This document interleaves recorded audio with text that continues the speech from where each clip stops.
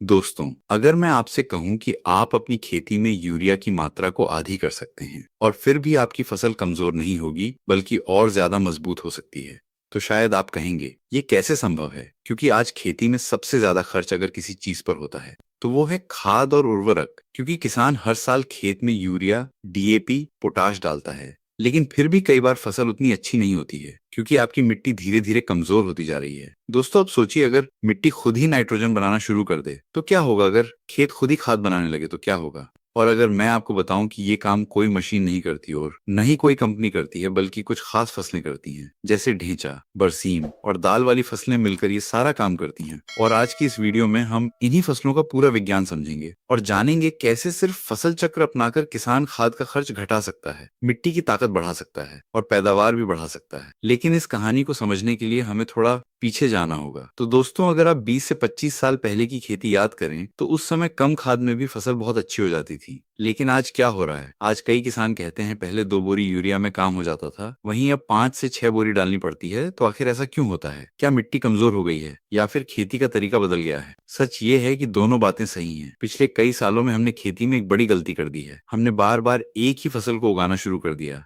जैसे धान के बाद धान, गेहूं के बाद गेहूं, कपास के बाद कपास, और इसे ही मोनोक्रोपिंग कहते हैं, यानी एक ही फसल को बार बार उगाना। दोस्तों, शुरुआत में तो इससे कोई फर्क नहीं पड़ता था, लेकिन धीरे धीरे मिट्टी में कई समस्याएं शुरू हो जाती हैं। जैसे मिट्टी में कुछ पोषक तत्व कम हो जाते हैं, जैविक कार्बन घट जाता है, और सबसे बड़ी बात, मिट्टी के अंदर रहने वाले लाखों करोड़ों सूक्ष्म जीव कम हो जाते हैं। और जब ये सूक्ष्म जीव कम होते हैं तो मिट्टी की ताकत भी कम हो जाती है और फिर किसान को ज्यादा खाद डालनी पड़ती है और इस कारण उसका खर्चा आमदनी से ज्यादा होता है।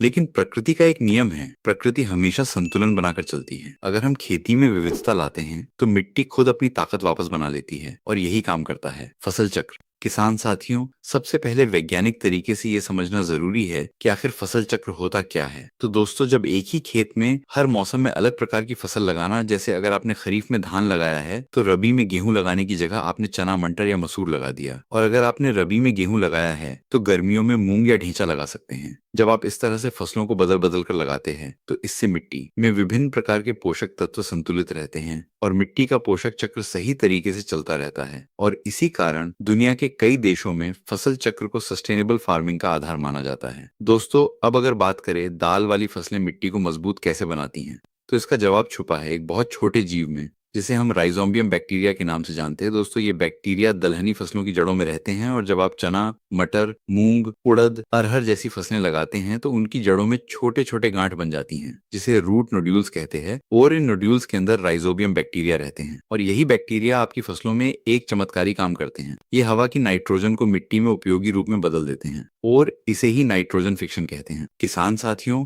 हवा में लगभग 78% नाइट्रोजन होती है, लेकिन पौधे इस नाइट्रोजन को सीधे नहीं ले सकते हैं। लेकिन राइजोबियम बैक्टीरिया इसे बदलकर अमोनिया और नाइट्रेट बना देते हैं और यही नाइट्रोजन मिट्टी में जमा हो जाती है। यानी दलहनी फसलें सिर्फ खुद के लिए नाइट्रोजन नहीं बनाती, बल्कि अगली फसल के लिए भी नाइट्रोजन छोड़ जाती हैं। किसान मित्रों, इसके बाद ढेंचा एक ऐसी फसल है जो मिट्टी के लिए संजीवन की तरह काम करती है। दोस्तों, कई किसान इसे सिर्फ एक साधारण पौधा समझते हैं, लेकिन कृषि वैज्ञानिक भाषा में इसे ग्रीन मैन्योर खाद कहते हैं, जिसका मतलब होता है एक ऐसी फसल जिसे उगाकर वापस मिट्टी में मिला दिया जाता है। किसान साथियों, ढेंचा बहुत तेजी से बढ़ता है। ये 40 से 45 दिन में लगभग 3 से 4 फुट तक बढ़ जाता है और जब किसान इसे फूल आने से पहले ट्रैक्टर या हल से मिट्टी में पलट देता है तो ये पौधा सड़कर मिट्टी में जैविक पदार्थ और नाइट्रोजन छोड़ देता है। और कई वैज्ञानिक शोधों में ये पाया गया है कि ढेंचा प्रति हेक्टेयर 40 से 60 किलो नाइट्रोजन मिट्टी में जोड़ सकता है, यानी ये लगभग 1 से 1.5 बोरी यूरिया के बराबर काम करने की क्षमता रखता है। तो दोस्तों, अब सवाल आता है, किसान अपने खेत में फसल चक्र को कैसे अपनाए। तो इसके लिए हम आपको कुछ बेहतरीन मॉडल बताने वाले हैं, जिसमें पहला मॉडल है धान फिर गेहूं और मूंग। मॉडल नंबर सेकंड में गेहूं, ढेंचा और फिर धान। इसके बाद मॉडल नंबर तीसरे में मक्का, चना फिर मूंग, और आखिरी मॉडल में कपास, गेहूं और बरसीम को शामिल कर सकते हैं। किसान साथियों, इन मॉडलों से मिट्टी की उर्वरता बढ़ती है, खाद का खर्च कम होता है और फसल की पैदावार भी बढ़ती है। दोस्तों, खेती में सबसे बड़ी ताकत ट्रैक्टर नहीं है, खाद नहीं है, बल्कि मिट्टी की सेहत है।